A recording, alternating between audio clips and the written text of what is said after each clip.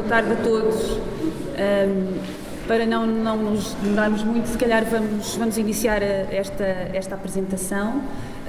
Para já, em nome do Museu de Lisboa Teatro Romano, quero agradecer a todos a vossa presença, agradecer também ao Centro de Arqueologia da Almada, a figura do Jorge Raposo e a todos os membros da equipa que aqui estão, e também ao Luís Raposo pela apresentação que irá fazer da nossa revista.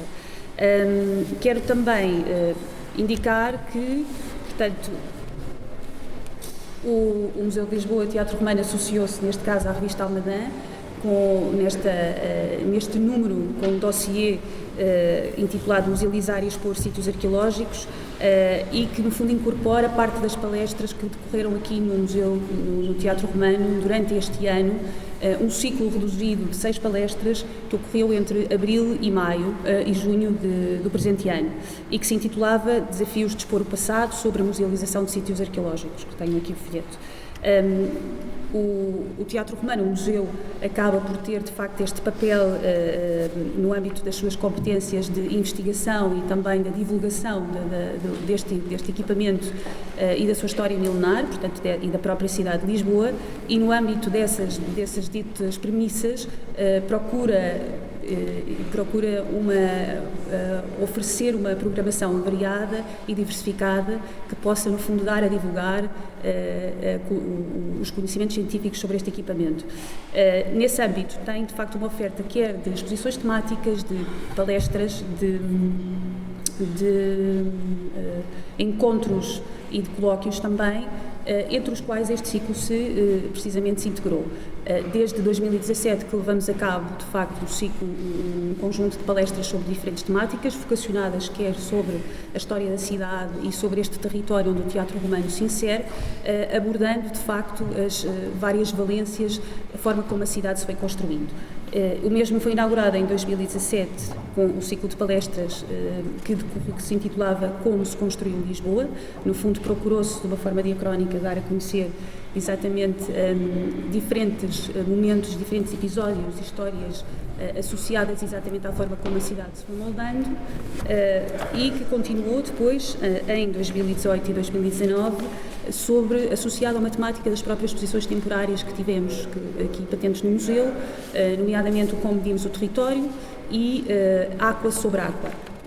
Este ciclo acabou também, por sua vez, esta exposição de Água sobre Água, por dar origem, talvez, àquele que foi um ciclo mais marcante até à data que tivemos aqui no museu, intitulado O Rio como Horizonte, o outro palco do Teatro Romano, que foi também um ciclo de palestras vocacionado para esta relação privilegiada que a cidade tinha com o rio, sempre teve com o rio, e que, de forma como o mesmo a foi moldando e seu símbolo e motor de vitalidade.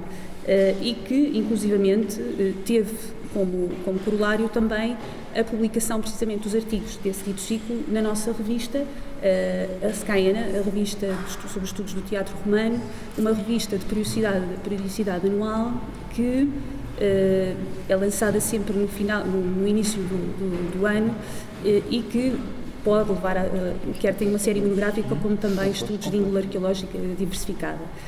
Aliás, aproveito já agora para convidá-los a todos para o lançamento do próximo número, que será precisamente no dia 31 de janeiro de 2024, e que também, tal e qual como este que acabei de falar, irá, no fundo, também contemplar um pouco o ciclo que ocorreu em 2022, no fundo meio repartido, 21-22 repartido, porque, como obviamente todos sabem, tivemos este contexto pandémico que acabou também por dificultar e, no fundo, criar aqui algumas separações, algumas etapas onde não houve, de facto, a possibilidade de fazer estas conferências. E que, como disse, que não disse ainda, mas que se intitulava À Mesa no Teatro Romano, que procurou, de facto, dar a conhecer a história da alimentação de uma forma também diacrónica sobre as suas diferentes valências.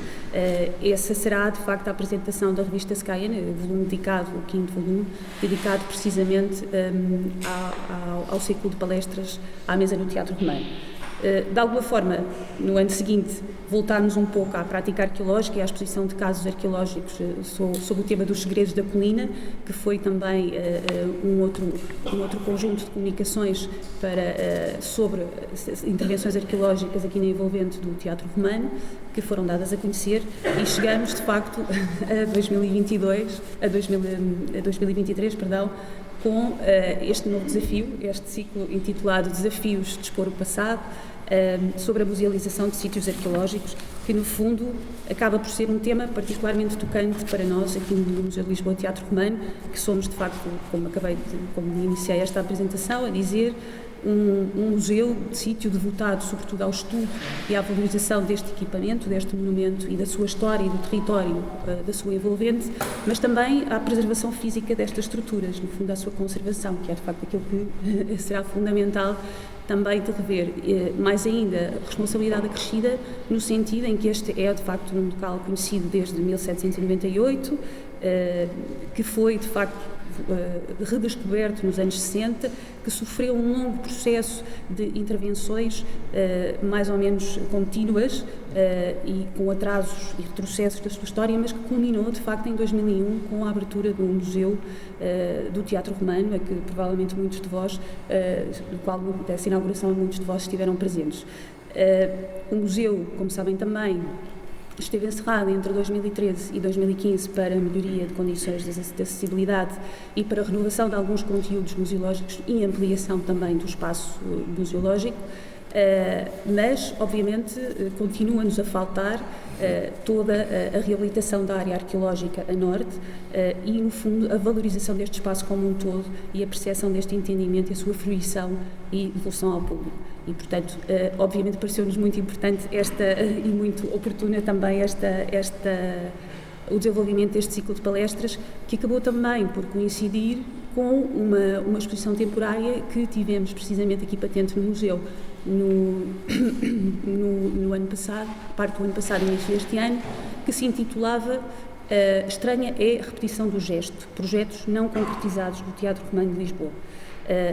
Esta é uma frase, inclusivamente, do arquiteto Cassiano Branco, que já na altura, na década de 60, de facto chamava a atenção para esta ausência de valorização deste equipamento, deste monumento ímpar, de facto, ainda em contexto da cidade e do país também, e procurou-se com essa exposição, no fundo, também fazer, no fundo, dar a conhecer vários dos projetos que estiveram previstos, mas que alguns dos quais nunca chegaram, na sua maioria, a ser, de facto, concretizados, e os que foram, não foram na sua totalidade. Portanto, de alguma forma, continuamos aqui, precisamente, na procura exatamente dessa valorização deste espaço como um todo. E porque, precisamente, ambicionamos mais, sonhamos e queremos melhor, achámos de facto que este era um desafio muitíssimo interessante de dar a conhecer outros casos, outras realidades dos sítios que, precisamente pelos desafios, por variadíssimas razões, pelas diferentes soluções, pelas reflexões que colocaram, poderiam de facto também contribuir para este entendimento e para de facto uma noção mais clara desta prática da musealização de sítios arqueológicos. A escolha obviamente não foi fácil, portanto, dada também o limite que tínhamos do reduzido espaço do ciclo, contrariamente a outras palestras que de facto nos ocupam muito mais tempo, mas acabámos por escolher de facto, ou de alguma maneira, por selecionar, obviamente não podendo ser todos, alguns casos paradigmáticos, quer de sítios de facto paradigmáticos a nível nacional, casos de sítios que foram recentemente intervencionados, recém-descobertos e que acabaram por ter de facto uma continuidade nesse desenvolvimento também da prática da museologia, da museografia, e outras situações, e também escolher no fundo um leque de locais de diferentes espaços e contextos geográficos do país, que no fundo também estão associados a outras problemáticas. Portanto, foi um pouco essa a leitura que pretendemos fazer com este ciclo e que este ciclo de palestras procurou abraçar. Eu queria também aqui, no fundo, acabar por agradecer, sobretudo, à Almadã, ao Jorge Raposo também, porque em boa hora, de facto, este dossiê estava em preparação e, portanto, foi possível também, no fundo, congregarmos aqui alguns esforços para podermos, no fundo, procurar integrar estas palestras neste dossiê que estava a ser preparado e que de facto oferece e apresenta soluções e reflexões muito distintas e obriga de facto a uma atenção cuidada e uma análise profunda a estas iniciativas que tanta falta fazem, e mais uma vez por isso agradeço muitíssimo a presença de todos e do Jorge e do Luís Raposo, e obrigada a todos pela presença. Mais uma vez.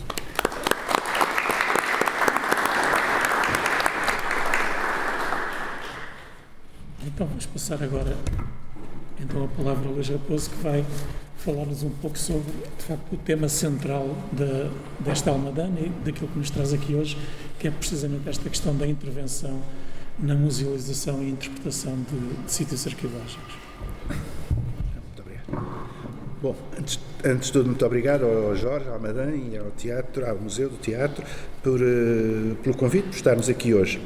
Agora, eu de facto acho que nunca tive uma situação tão embaraçosa, porque até há meia dúzia de dias, literalmente, atrás, não era previsto que fosse eu que interviesse aqui.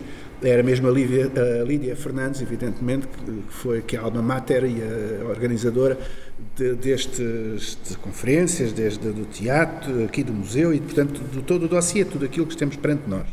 Portanto, é evidente que desde o número 0 da Almadã eu sou um aficionado, um supporter, como se diz agora, do projeto. Tenho, se não estou em erro, colaborado em todos os números até hoje, e quando o Jorge Raposo me telefonou in extremis, na perspectiva de, uma vez que sabendo do meu interesse por esta temática, se poderia vir cá e assegurar uma intervenção deste tema, não podia dizer que não, disse que sim, mas ao contrário daquilo que costumo fazer, aqueles que sabem, têm visto quando eu tenho feito a apresentação de livros ou revistas, procuro ser muito, digamos, aprofundado dentro das circunstâncias de cada situação, mas quer dizer, analisar os textos de cada um dos artigos de uma revista ou de um livro, os capítulos, um por um, com análise crítica, quer nos aspectos positivos, quer nos aspectos negativos, não evitando uns e outros. Não é o caso aqui, eu não tive condições para, em tão pouco tempo, depois recebi por via digital, só agora é que eu estou a ver a revista, recebi por via digital o dossiê, nem conheço o resto da revista, exceto um outro artigo que eu próprio fiz, no resto da revista, portanto não podia, e não é isso que eu vou fazer, analisar os textos que nos são apresentados um por um, não tenho condições para isso, mais disse já a nossa colega antes do que eu poderei dizer. O dossiê, como já foi dito, resulta aqui de um ciclo de conferências, de palestras, desafios de expor o passado, e reúne aqui 7 casos paradigmáticos, que foram selecionados por uns critérios que já foram apresentados, certamente, que têm muito a ver também com o próprio local onde estamos. Evidentemente que nós, quando pensamos na musealização de sítios arqueológicos, é um universo tão vasto, que vai de extremos completamente quase absurdos, opostos um ao outro e absurdos igualmente. Num dos extremos é musealizar para impedir visitar. É o caso da Gruta de Lascaux. No outro extremo é musealizar algo que não existe, que ninguém vê, nada. Como é o caso, por exemplo, do sítio da Foz do Enxarrique. Está musealizado, as pessoas apropriaram-se dele, chamam o sítio arqueológico, mas na realidade não se vê nada. Nem em cortes estratigráficos, nem à superfície, e lá embaixo nós sabemos que está, não é? mas não está à vista. Portanto, são extremos, não é? E aqui estamos muito delimitados, diria assim, por um subgrupo, um subconjunto, que é pequeno em termos numéricos, comparado com a totalidade do que são os sítios arqueológicos, que são aqueles que têm componente monumental significativa, não é? Pronto, isso confere já um enquadramento que é específico, que é diferente do que poderia ser numa discussão geral sobre a questão da musealização de sítios arqueológicos e quais são os 7 sítios que aqui estão apresentados e, como eu digo, não tenho condições, nem seria, porventura, qualificado suficiente para analisar cada uma dos capítulos e do que é dito sobre cada um desses sítios. É o Museu Monográfico de Conímbriga, museu e ruínas, e, portanto, esta junção, esta simbiose da ideia da musealização de um sítio, incluindo o museu de sítio, museu monográfico, e isto introduzir-nos-ia toda a questão da diferença entre sítio musealizado e museu monográfico de sítio, e museu monográfico, portanto, enfim, no caso de Conímbriga até com uma dimensão especial, que é o ter sido, entretanto, incluído no conjunto dos museus nacionais e, portanto, apresentar agora, é óbvio que é orgulhosamente por parte de quem lá está agora, a designação de Museu Monográfico de Conímbriga / Museu Nacional, que eu, desculpa os colegas que lá estão, acho esdrúxulo, porque ou é monográfico ou é nacional. Para mim o conceito de Museu Nacional não é uma categoria administrativa. Mas pronto, mas percebo que do ponto de vista de fazer rentabilizar o seu papel e mostrar, digamos, à cidade e ao mundo o seu estatuto, tenho acrescentado essa coisa Museu Nacional à frente. Mas, portanto, o Museu de Conímbriga, o Museu Monográfico de Conímbriga e as ruínas romanas de Conímbriga e tardo-romanas de Conímbriga é um dos tópicos.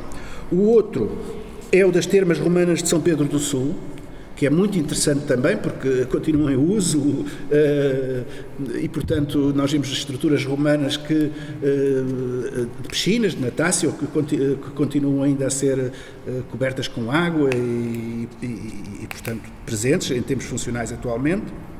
O terceiro é de musealização muito mais recente. Eu, para mal dos meus pecados, ainda não fui visitar, é um drama que eu tenho comigo próprio não ter ainda conseguido ir a Chaves, porque são as termas romanas de Chaves. Ainda não fui a Chaves depois de concluído a musealização, o novo museu das termas romanas de Chaves, que todos me dizem que é espetacular, mas eu ainda lá não fui e, portanto, nem sequer poderia falar sobre ele. Tenho que ir, todos me dizem, sim, vejo, o António Carlos já me disse, toda a gente me diz isso, que é imperdível. Conheço de obra, conheço de antes de obra, mas não conheço agora depois de produto final. Mas vejo fotografias e vejo referências e penso que sim, que será um equipamento absolutamente extraordinário, com as suas peças também muito extraordinárias, como aquela torreta ou lançador de dados, que nós arqueólogos gostamos sempre muito de dizer à maneira grega ou latina, como pírgos ou torrícola, mas que para o povo comum é uma torreta ou um lançador de dados, simplesmente. Mas simplesmente entre aspas, porque é uma peça notável, é uma peça absoluta. E outras, não é? Mas que nos deixam realmente muito seduzidos. Depois temos o caso também de Mértola, como não podia deixar de ser, um outro caso de musealização de um conjunto aqui de sítios organicamente ligados entre si e com a cidade, e a cidade antiga, de diferentes épocas, e a cidade atual. Depois temos a apresentação também, é o único caso espanhol, estrangeiro, de El Molinete, em Cartagena, Múrcia, que também me parece muito interessante, aliás já foi apresentado em vários congressos cá em Portugal e portanto também é um caso absolutamente daquela acrópole, daquele conjunto no meio da cidade, e vimos agora ainda há pouco tempo em Cádiz conseguiu salvar em extremis uma coisa algo semelhante, não é? De ser completamente arrasada. Curiosamente, neste sítio de El Molinete não se fala, num dos casos que é um dos mais complexos, neste artigo não se fala, num dos casos que é um dos mais complexos, discutidos e discutíveis e incomodativos, se quiser, da musealização de sítios arqueológicos, que é o Teatro Romano de Cartagena, que, como sabem, é um caso que nos deve fazer refletir muito. Como sabem, chegou a tribunal, mandou-se retirar tudo o que se fez de reconstrução. Como? Eu estou a confundir com o Cassagudo, peço desculpa, tens razão. É o que faz ter pessoas cultas à minha frente e colegas que sabem mais disto do que eu. Não é Cartagena, é Sagunto.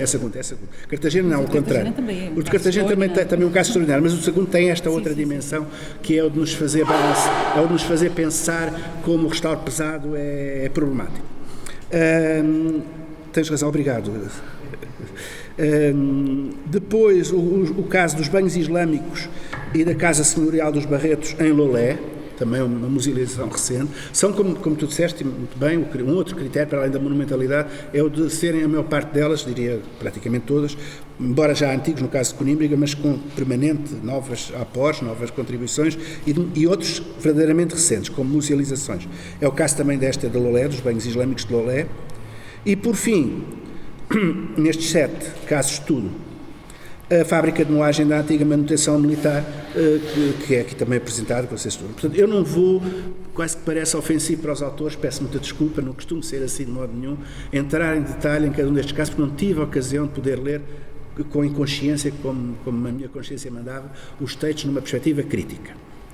Agora, sobre isto, sobre questões que estes textos, na leitura diagonal que fiz deles, e depois, juntando com a questão mais problemática da musealização de sítios arqueológicos no SUGER, e foi isso que o Jorge me pediu, posso dizer algumas coisas. Devo dizer que no dossiê ainda acrescentam dois outros artigos, dois outros textos, de natureza já não monográfica, sobre um sítio só, mas de conjuntos de sítios. Começaria por o último até, que é o do José Luís Neto, peço desculpa nem sequer os outros autores, dos outros, sobre o musealizar naufrágios. Exemplos, problemas e princípios. É muito centrado em Angra, nos Açores e na problemática da Angra do heroísmo, e é um texto que li, portanto, cá está, como os outros li, mas este li com mais atenção, como o outro que também referirei por fim, porque é mais de problematização mais englobante, não é só a apresentação de um sítio. Ele diz designadamente, eu leio duas passagens daqui do artigo do José Luís Neto. Sobre a Angra do heroísmo, por exemplo, ele diz: sinteticamente, pretendeu-se tornar visível e compreensível a importância do património cultural subaquático para a humanidade, assenta em 3 eixos fundamentais de desenvolvimento. 1. Valorização científica, com o desenvolvimento de estudos, em conjunto com universidades nacionais e dos países de embarcações naufragadas. 2. Portanto, a valorização científica. 2. Desenvolvimento de um modelo de gestão sustentável, comunitário, ambiental e economicamente sustentável nestas várias dimensões, criando condições para a sua fruição e fomentando o nascimento de atividades económicas a ele associadas. Portanto, o modelo de gestão sustentável nestas várias perspectivas. E eu penso que isto temos aqui elementos, que isto é falando de subaquático, mas podíamos aplicar a qualquer sítio arqueológico também em terra, não é? Fora do meio subaquático. Por isso, refiro estes dados. Parece-me estar bem estruturado. 3. Devolução do património à população e divulgação junto da mesma, seja local, nacional e europeia, através da rede regional de museus, de centros interpretativos e de todos os interlocutores locais e ou internacionais que possam envolver-se num inovador modelo de governança partilhada. Portanto, estas 3 preocupações que ele nos diz que orientaram o caso da valorização, da musealização, chamemos-lhe assim, de posta em valor do património subaquático da Angra do heroísmo, poderiam ser premissas que nos deviam orientar em qualquer projeto de musealização de patrimónios arqueológicos. Agora, neste caso, apesar de ser debaixo d'água, portanto, nem toda a gente lá vai, colocam-se da mesma maneira, em alguns espaços até mais, problemas de acesso indevido e de pouca preparação dos serviços do Estado para a manutenção destes patrimónios e dizer-lhe o seguinte, também terminar o artigo dele, eu termino só com esta pequena passagem, que é o final do artigo dele. Não tenhamos, no entanto, ilusões. A administração pública, nomeadamente europeia, e ele nem se remete só à portuguesa, demonstra-se desprevenida, inadequada e impreparada face ao atual enquadramento. Não sei o que o futuro nos reserva. Apenas sei que, qualquer que seja, seremos melhores, mais eficientes, mais eficazes, mais preparados, melhor apetrechados, se soubermos fazê-lo juntos. Retomemos então a discussão. E acaba com esta frase de retomemos então a discussão, que é interessante como fim de um artigo. Portanto, enfim, a problemática a este nível e da relação com a administração e com... Agora, há um outro texto que é o que me vai permitir fazer ponto para considerações de âmbito mais alargado, diria algumas até quase que filosóficas, e que me são muito caras desde há décadas atrás. E que é o texto do Pedro Alarcão sobre o que se chama Intervir na ruína, o papel do arquiteto. Eu tinha aqui também para referir, mas vou passar, as considerações iniciais que ali faz sobre o dossiê, que já foram de algum modo aqui apresentadas, que é a motivação, porque é que houve este ciclo de palestras, etc. Mas então, este texto do Pedro Alarcão, que é arquiteto, como sabem, um arquiteto que trabalha em arquitetura antiga e, portanto, em Coimbra, da Escola de Coimbra, eu não sei se ele está aqui, penso que não, mas que, pronto, reputadíssimo, que nós todos temos uma grande admiração por ele, pela obra dele, não é? Suscita-me questões que não são nem de dizer não, nem de dizer sim, de crítica, quer dizer, é de pensar para mim e depois partilhar um pouco aqui convosco, pensar em voz alta. Como sabem, desde sempre, a relação entre arqueólogo e arquiteto é uma relação de amor e ódio. Temos tensões de estimação quase, não é? E é desde sempre. E neste caso, o Pedro Alarcão, que trabalha sobretudo em questões até romana, mas a maior parte ao púnico, ao romano, etc., portanto, de épocas, para mim, paleoliticista, relativamente recentes e com um enquadramento monumental primacial, o enfoque dele deixa-me particularmente, digamos, reflexivo, em alguns casos desconfortável na cadeira e, noutros casos, eventualmente aderente. Por exemplo, ele diz coisas como isto. Isto é citando o texto. Mas temos que pensar na oposição entre ruína e reconstrução, que é um leitmotiv que nós temos permanentemente. Mas temos de pensar, até mesmo os mais radicais defensores do estado original da ruína, que, no limite, a ruína tende a desaparecer.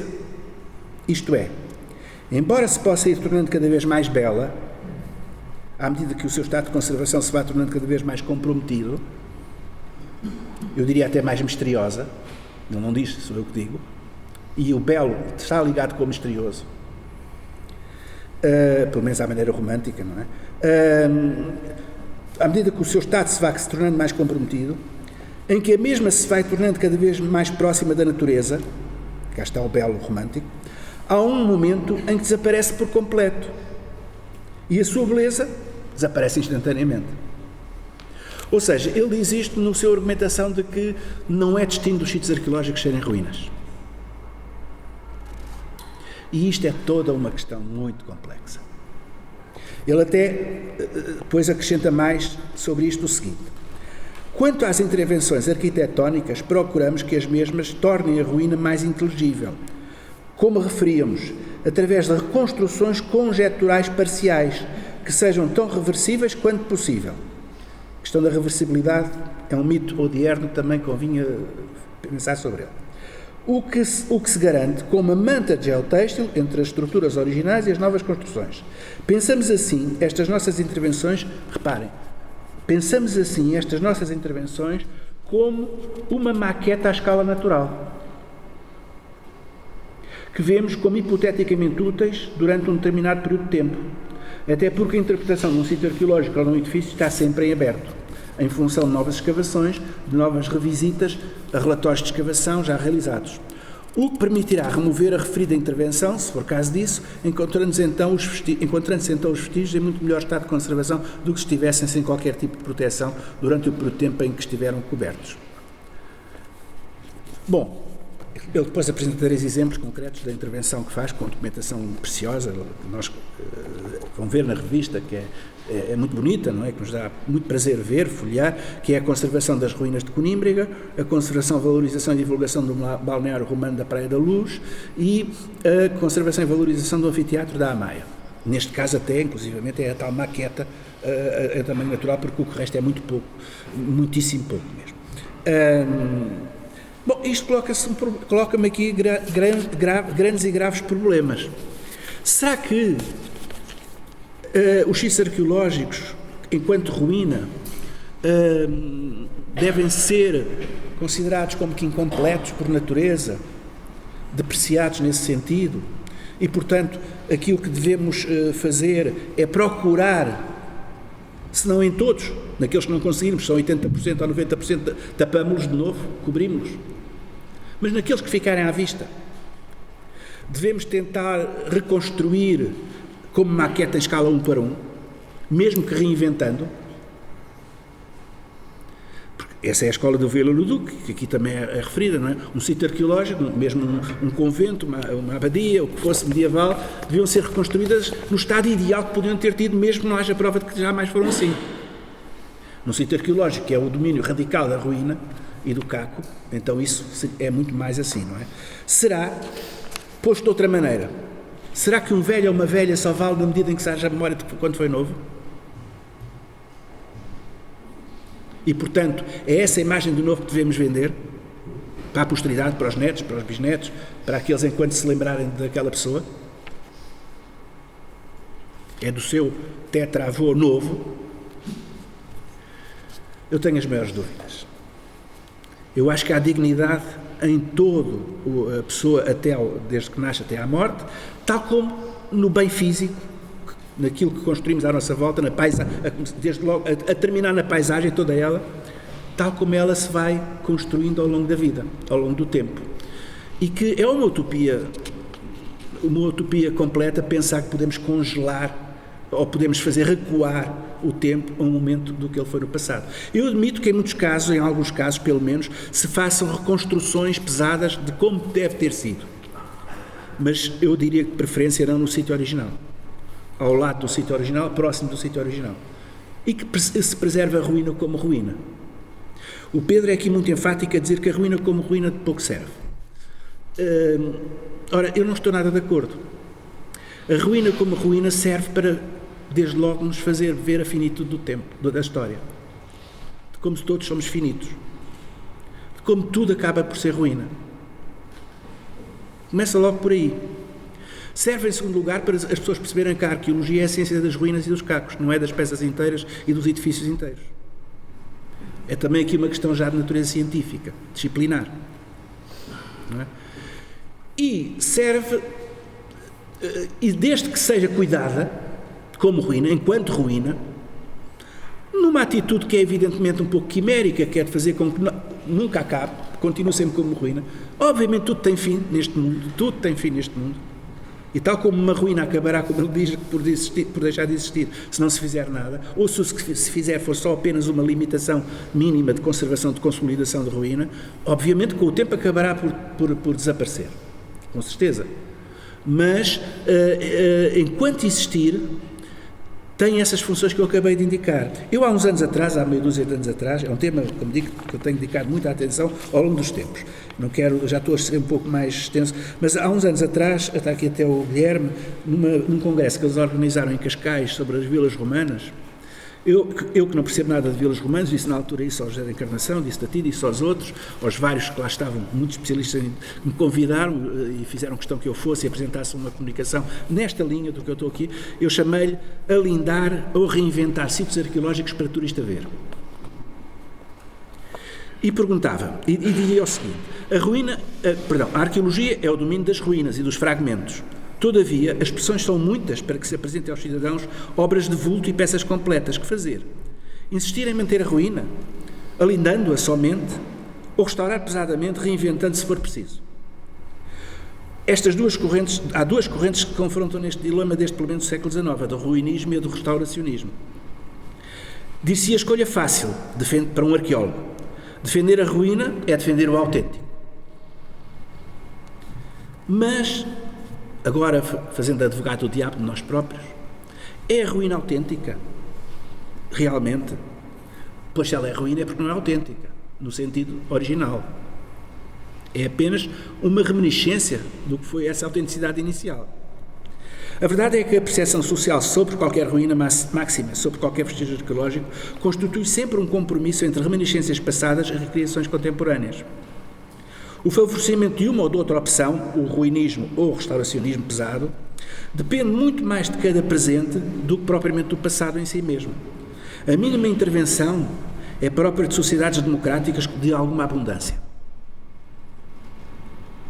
Mas contém o perigo do elitismo. A máxima intervenção é própria de regimes autoritários ou autocráticos, por razões de legitimação no passado e de educação de massas. Existe, portanto, agora o que eu continuava, aqui não vale a pena, vou terminar só dizendo isto. Há um livro que para mim está traduzido em português, portanto até por isso é muito fácil de obter, de ler e tudo, que é o do Michel Lacroix, sobre o princípio de Noé. Onde ele, em torno destas matérias, digamos que fixa 3 padrões de comportamento, 3 tipos: o Noé, o Prometeu e o Narciso. E nós, de facto, nestas temáticas, balançamos sempre muito entre uma coisa e outra. Ou o Noé, que quer guardar tudo na arca, ou o Prometeu, que quer fazer obra nova, mostrando, digamos, a empáfia de cada presente, não é? Ou o Narciso, de procurar realmente a empáfia, mas é no sentido do poder de cada presente, ou o Narciso, que é da valorização de si próprio, do meio em que vive. Bom, Eu penso, e ele também o diz, que nenhuma destas atitudes é suficiente para pensarmos o património. Nós não podemos conservar tudo. Portanto, a ideia de Noé aplicada ao património é uma tolice. Não podemos conservar tudo. A ideia do Narciso de nos, digamos, expormos a nós próprios, usarmos o património como medalhas para pôr ao peito, é possível, é viável, é aquela que nós vemos muito frequentemente à nossa volta. Na minha opinião, também não será melhor. E a do Prometeu, desagrilhoado, Prometeu que liberto, que de facto mostra toda a sua capacidade sem intervenção dos deuses, também me parece que é de uma arrogância absolutamente despropositada nestas matérias. Portanto, eu já disse antes, mas concluo com isto, como provocação apenas. A reconstrução pesada das ruínas, que eu confesso que me incomoda, em geral, como ideia geral, que me incomoda, e sobretudo se for feita sobre as próprias ruínas, se for feita ao lado, o único perigo que tem é o da infantilização, o do Disney World, do Euro Disney, que é uma das funções sociais do passado, é dar referentes para o devaneio presente. E eu gosto de ir ao Euro Disney, ao Disney de Miami nunca fui, mas a este do europeu de Paris ou outros gosto de ir, com os meus netos, com o meu filho, etc., quando ele era pequenino. Portanto, não vejo mal nenhum em que um arqueólogo taciturno, racionalista, positivista, como eu procuro ser, num tempo em que é mau dizer-se que se é positivista, não vejo mal nenhum em que goste de se divertir num parque de diversões, eu gosto. Só que não quero confundir isso com a arqueologia e com os sítios arqueológicos. Portanto, se fizerem coisas dessas, que se façam ao lado. A reconstrução pesada da ruína, que me incomoda, pode ser feita, como eu disse antes, mas que se diz agora, ou é própria de regimes de menorização intelectual, subordinação, infantilização das pessoas, e estes regimes de menorização, de subordinação das pessoas, fornecendo-lhes comida McDonald's, fornecendo-lhes comida hambúrgueres, que são os sítios arqueológicos brinquinhos em folha. Pode ser feito por ditaduras, como o Saddam Hussein, que fez a Babilónia toda de novo, para mostrar que era um poder que ia durar para sempre, como a Babilónia. Portanto, ditaduras clássicas, no sentido político do termo, mas também pode ser feito, está a ser feito pela ditadura dos mercados. Dos mercados capitalistas agora, que é em nome da rentabilização capitalista.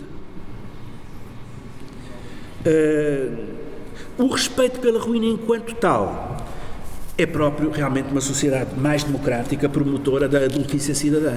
Agora, é evidente que, como por exemplo na Escócia, as ruínas escocesas, mas uma sociedade em que o indivíduo tem mais capacidade, autonomia relativamente ao Estado.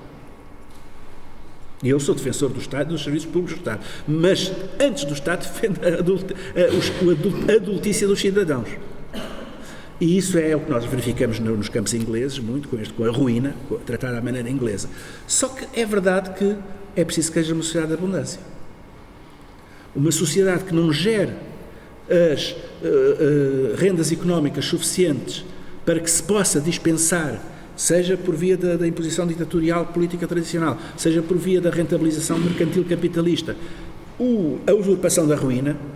Uma sociedade que não tem outras formas económicas de rentabilização, é muito apelativo seguir estas outras vias que eu acabei de indicar. Portanto, como veem, foi o que pude fazer nestes 4, 5 dias que tive para pensar o que é que vinha aqui falar.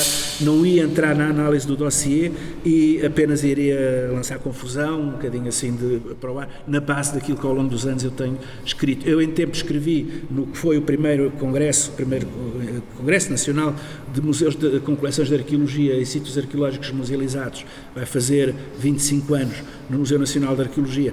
Escrevi um texto sobre museus de arqueologia e sítios arqueológicos musealizados, identidades e diferenças, procurando explorar o que é próprio de cada um, e poderia pegar nisso para aqui, pela uma enésima vez, voltar a falar nisso, já falei muitas vezes, mas preferi não o fazer e, portanto, situar-me a este nível. Peço desculpa se foi demasiado redondo, demasiado vago.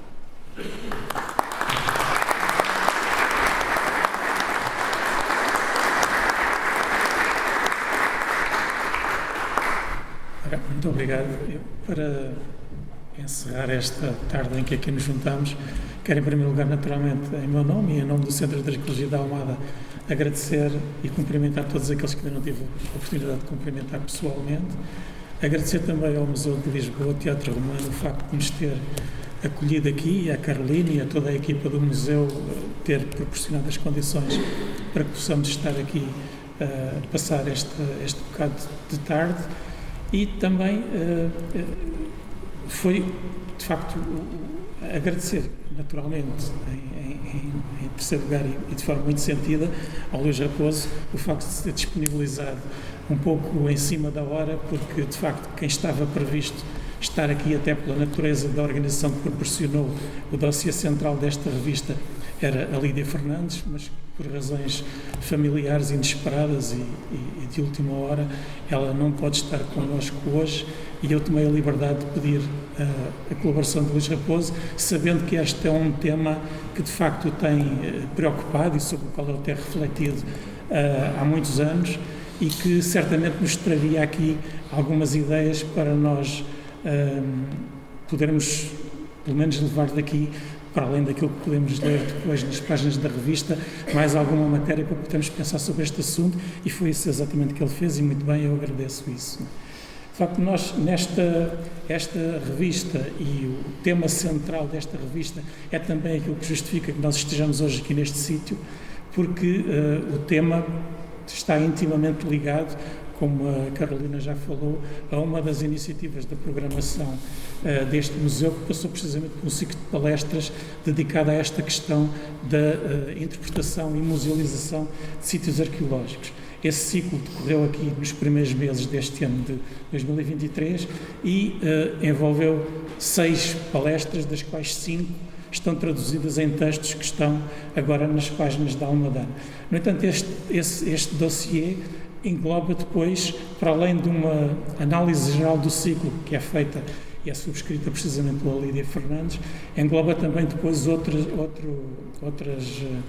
colaborações que já não integram este ciclo, mas que vêm de alguma maneira dar mais diversidade, tanto temática como geográfica, à abordagem deste tema. A revista, contudo, tem mais do que esse dossiê, tanto como podem ver quando começarem agora a desfolhar as suas páginas, tem as rubricas normais, que já são características da Almadana, desde um espaço de crónicas, artigos de opinião, desenvolvimento de intervenções de arqueologia ou de conservação, mais um contributo importante para a história da arqueologia portuguesa, alguns trabalhos mais ligados às questões do património cultural, do património arquitetónico em particular, para depois encerrar com noticiário diverso, com destaque de novidades editoriais, eventos recentes ou eventos que estão em agenda. Portanto, um conjunto de temáticas que dão, como tem sido normal na Almadana, uma abrangência bastante grande a este volume. No seu conjunto são cerca de 200 páginas que reúnem 25 colaborações de 38 colaboradores ou colaboradoras, sendo que todos estes materiais, ao nível dos índices, dos resumos, das principais contribuições, etc., estão já disponíveis no sítio da revista na internet, que está aqui, que já todos conhecem certamente, o www.almadana.pt, tem toda esta informação já online. Com esta revista impressa que nós hoje estamos aqui a apresentar, encerra-se aquilo que foi o ciclo de produção editorial da Almadana durante o ano 2023, que tinha tido já 2 outros momentos com a revista digital, que teve em 23 2 tomos, como tem sido habitual, um editado em janeiro e outro em junho último, o que faz com que neste conjunto, com a revista impressa e a revista digital, mais uma vez temos cerca de 500 páginas publicadas por ano, com um conjunto de conteúdos de natureza arqueológica, mas não só, de património cultural em geral.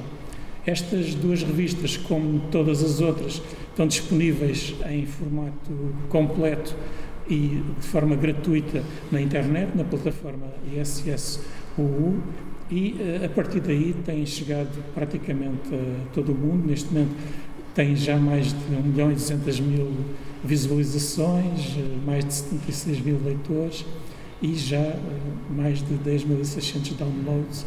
Portanto, é de facto uma abrangência bastante grande, sendo que essa presença online tem tido uma regularidade semestral sem falhas desde 2012 e recua mais atrás ainda, até 2005, quando começámos a utilizar esse tipo de suporte para, de alguma maneira, suplementar aquilo que já não conseguimos dar resposta apenas nas páginas impressas. Quanto à revista impressa, este número 26 que aqui está, dá continuidade a uma série que já tem mais do que 30 anos, já começou em 1992 com o primeiro número desta série, mas que recua mais atrás ainda, uma vez que o número 0 da primeira série foi publicado em 1982, portanto já há muito tempo.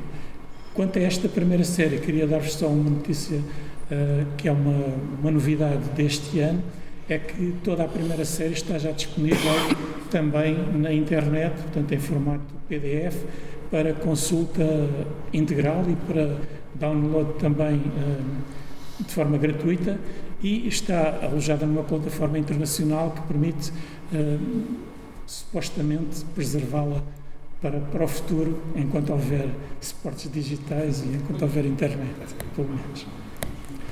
Portanto, estas duas revistas, no seu conjunto, mais uma vez queria só chamar a atenção para o facto de que são revistas que não têm uma estrutura comercial, não estão ligadas a uma instituição da administração pública, nem uma instituição universitária, é uma estrutura que se desenvolve num contexto associativo e que vive essencialmente de colaborações pro bono, quer dos elementos da associação que garantem a sua estrutura editorial, gráfica e de produção técnica, mas também dos muitos autores e autoras que ao longo destes anos todos são já mais de 1000 pessoas diferentes e que gratuitamente nos fazem chegar as suas colaborações também, para que nós depois as possamos tratar e tentar valorizar e traduzir em páginas impressas ou digitais.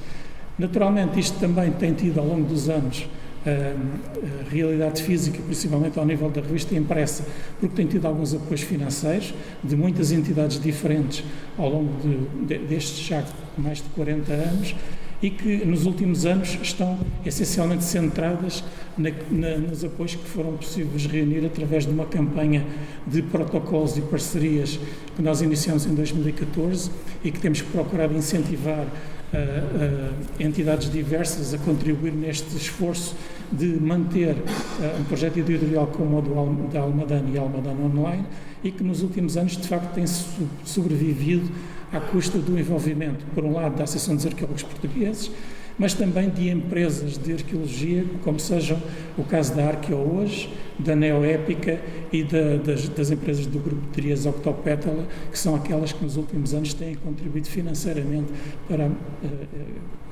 o desenvolvimento deste projeto, mas também aos apoios das câmaras municipais de Almada e de Oeiras, da Câmara Municipal de Oeiras, que têm sido também essenciais para garantir a continuidade deste processo. Esta revista, só a título de informação final, portanto, a partir da apresentação de hoje, naturalmente entrará em processo de venda direta também, e quem quiser